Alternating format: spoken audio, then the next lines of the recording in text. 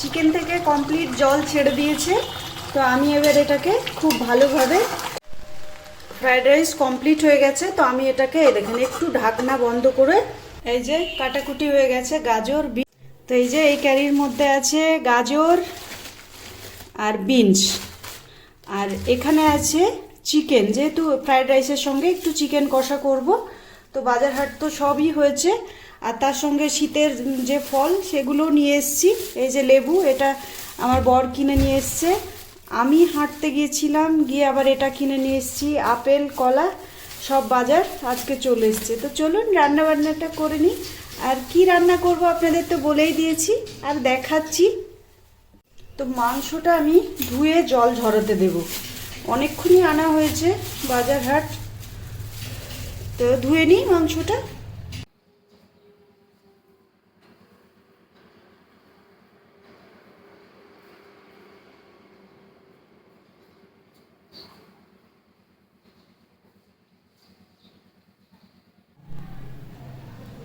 এতগুলো কাপড় এখন আমি ধোবো। এই যে 7 দিন না থাকার ফল, আমি বুঝতে পারছি কষ্টটা হচ্ছে। তো কাপড়গুলো এবার ভিজানোর ব্যবস্থা করি। গিজার চালিয়ে দিয়েছি, এবার কাপড়গুলো ভিজিয়ে দেবো।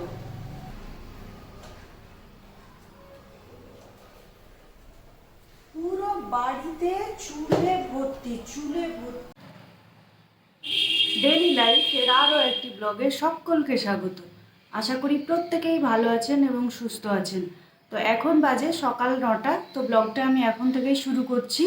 তো সকাল সকাল আমি এই যে একটু জল নিয়ে নিয়েছি, ঠান্ডা জল, আর এর সঙ্গে দেব 1 চামচ কোলাজেন, দিয়ে খেয়েই আমি দিনটা। আমি কাপড় টাপড় কেচে রান্নাঘরে চলে এসেছি। তো আজকে ভাবছি একটু ফ্রাইড রাইস বানাবো। তো সব কাজ আমার কমপ্লিট হয়ে গেছে, ফ্রাইড রাইস বানাবো। তো তার জন্য বাজার হাটও হয়ে গেছে। তো কি, বিনসটা কাটা হয়ে গেছে। দুটো মানুষের রান্না তো অল্পই হবে। তো এবার আমি গাজরটা কেটে নিই।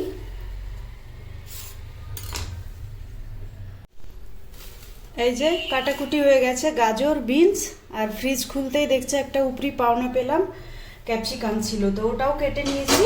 তো এবার কড়াইটা চাপিয়ে দিই। কড়াই বসিয়ে দিয়েছি, গ্যাস অন করে দিলাম। আমার এই জানেন কড়াইটার সঙ্গে অনেক স্মৃতি জড়িয়ে আছে। আমার মা আমাকে কড়াইটা কিনে দিয়েছিল, তো এই দুটো হ্যান্ডেল ভেঙে গিয়েছে। তো তবুও আমি কড়াইটা ফেলিনি, আর একে ফেলবও না, যখন আরও নষ্ট হয়ে যাবে রেখে দেবো। কড়াইয়ে সাদা তেল দিলাম, সাদা তেলে আমি সবজিগুলো ভেজে নেব। প্রথমে গাজরগুলো ভেজে নেব।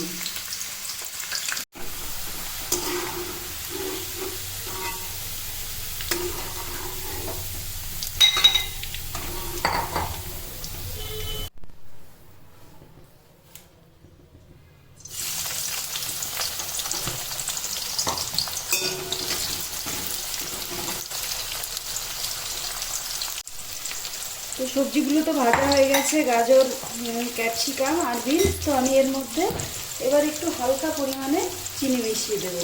দেখুন 1 চামচ হবে। এই যে দিয়ে এটাকে নেড়ে নেব। তো চিনিটা গলে যাক, আমি আর করে দিইনি, মানে মিক্সিতে পিষে দিইনি, এমনি দিয়েছি, চিনি দিয়ে দিলাম। ফিল্টারের আওয়াজ গো গো করে মাথা খারাপ করে দিচ্ছে। এদিকে রাইসের জন্য জল বসিয়ে দিয়েছি। তো এতে কয়েকটা মশলা দিয়ে দেব। তো এই যে এই মশলা কটাই দিয়ে দিলাম জলের মধ্যে। তো জলটা গরম হয়ে যাক। তো এই গরম কড়াইয়ের মধ্যে চিকেনটা কষা করে নেব। তো এই গ্যাস অন করে দিলাম, অন করে দিয়েছি। চিকেন কষার জন্য তেলটা দিয়ে দিলাম। তেলটা একটু বেশি হয়ে গেছে বলুন বন্ধুরা। এই যে পেঁয়াজটা দিয়ে দিলাম। তো পেঁয়াজটা একটু ভেজে নেব ব্রাউন কালার করা পর্যন্ত।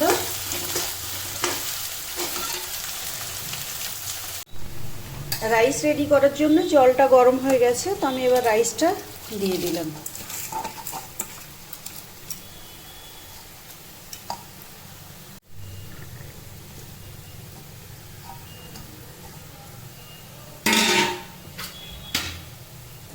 এই অবস্থাতেই একবার নাড়িয়ে দেবো, নাহলে এই চালটা ইন্ডিয়া গেট তো বেশি নাড়াচাড়া করলে আবার ভেঙে যায়। তো এইভাবেই ও হতে থাক। চিকেনের পেঁয়াজটা হয়ে এসছে, তো আমি এবার চিকেনটা দিয়ে দেব। পুরোটাই দিয়ে দিলাম, দিয়ে যা র্যান্ডাম মশলা লাগে সেগুলো দিয়ে দেব। আদা রসুন বাটা মনে হচ্ছে একটু কম হয়ে গেল, আদা রসুন বাটাটা ঠিক আছে, চলে যাবে।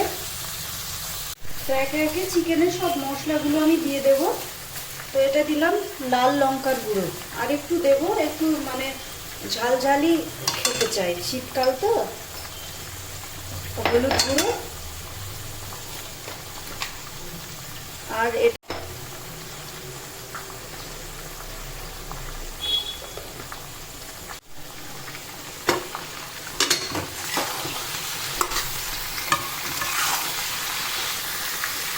হ্যাঁ, এই যে একটা টমেটো দিয়েছি, দিয়ে তাহলে ভালো করে নাড়াচাড়া করে নিই, চটকিয়ে পটকিয়ে। ভাতটা তো হচ্ছে, তো আমি এতে একটু সাদা তেল দিয়ে দেব, তাহলে কি বলুন তো ভাতের গায়ে ভাতগুলো আর লাগবে না। আমি ওটা ভুলে গিয়েছিলাম, তো এখন দিয়ে দিলাম, দিয়ে একবার হালকা হাতে ভাতটা নেড়ে দিলাম। রাইসটা পুরো রেডি হয়ে গেছে, তো আমি গ্যাস বন্ধ করে দিলাম, দিয়ে যে একে এবার ছেঁকে নিলাম। তো পুরো কড়াই গরম হয়ে গেছে, এবার তো কড়াইয়ে আমি পরিমাণ মতো ঘি দিয়ে দেব। এটা আমি আইডিয়া করেই দিচ্ছি, আর লাগবে না বেশি, যেহেতু ভাত বেশি নেই। ঘি গলতে গলতে আরেকটা কথা বলি আপনাদেরকে, ঘি জানেন গুড ফ্যাট। তো ঘি আমাদের প্রত্যেক দিন 1 চামচ করে খাওয়া উচিত, কিন্তু সেটা এক্সারসাইজ করে বার করে দিতে হবে বডি থেকে। তো এই যে ঘিটা গরম হয়ে গেছে, তো আমি এবার রাইসটা দিয়ে দেবো। আর মশলা করে রেখেছিলাম, পুরো মশলাটা দিয়ে দিলাম যতটা লাগবে। আর এই যে এদিকে ভাজাভুজিটা দিয়ে দিলাম, সবজি, পেঁয়াজ বেরেস্তাটাও দিয়ে দিলাম। এবার দিয়ে দেব পরিমাণ মতন নুন আর চিনি। তো এই যে চিনি পরিমাণ মতো দিয়ে দিলাম, আর এটা দিলাম নুন, দিয়ে হালকা হাতে আমি কিন্তু নাড়াচাড়া করে নেব। তো এই খুন্তিটাতেই নাড়ছি, মানে চিনিটা আপনারা চাইলে গুঁড়ো করেও দিতে পারেন, তো আমি আর দিলাম না, নর্মালি দিয়ে দিয়েছি। তো এই যে এইভাবে হালকা হাতে নেড়ে দিই খুব ভালোভাবে। ফ্রায়েড রাইস কমপ্লিট হয়ে গেছে, তো আমি এটাকে দেখেন একটু ঢাকনা বন্ধ করে, এটা গ্যাস বন্ধ করে রেখে দিলাম, কেন ওই যে চিনিটা আছে গোটা গোটা সেটা সম্পূর্ণ গলে যাবে। চিকেন থেকে কমপ্লিট জল ছেড়ে দিয়েছে, তো আমি এবার এটাকে খুব ভালোভাবে কষিয়ে কষিয়ে নেব, নিয়ে আবার ঢাকনাটাকে বন্ধ করে দেব। আমি চেষ্টা করি চিকেন যখন বানাই খুব জলের ব্যবহারটা কম করতে, লাস্টে অল্প একটু জল দিই। কষা চিকেন কষা এই যে প্রায় হয়ে এসছে, মানে হয়ে এসছে, তো একটু আমি আর একটু নাড়িয়ে নেব, নিয়ে জল দিয়ে দেব। দেখুন কি সুন্দর কালার হয়েছে চিকেনের। তো প্রায় হয়ে এসছে বলে এই যে খুব অল্প পরিমাণে জলটা কিন্তু আমি একটু গরম দিয়েছি, হ্যাঁ, জলটা দিয়ে দিলাম, দিয়ে একবার এটাকে ফুটতে দেব, নাহলে গ্রেভি না থাকলে খেতে একটু অসুবিধে হয়। তো আমার আজকের মেনু চিকেন কষা and fried rice. Fried rice রান্না তো আমার কমপ্লিট হয়ে গেছে, তো আমি এবার এটাকে আলাদা একটা পাত্রের মধ্যে ট্রান্সফার করে নিচ্ছি। খাবার খাবো বলে তো এই থালাবাটি নিয়ে চলে এসেছি, কিন্তু কি বলুন তো খেতে পারি না সব সময়, না ছেলের কথাটাই মনে আসে যে কি করে খাবো, ওর তো এগুলো পছন্দের জিনিস। রান্না করলাম আনন্দ করে, সবই করলাম, কিন্তু কি বলুন তো খেতে পাচ্ছি না। এগুলো সব আমার ছেলের পছন্দের জিনিস, খুব পছন্দ করে এইসব মানে খাবার খেতে। তাই ভাবছি যে ও কি খেলো না খেলো, আমি কি করে খাই। তো ঠিক আছে, খেয়ে নিই।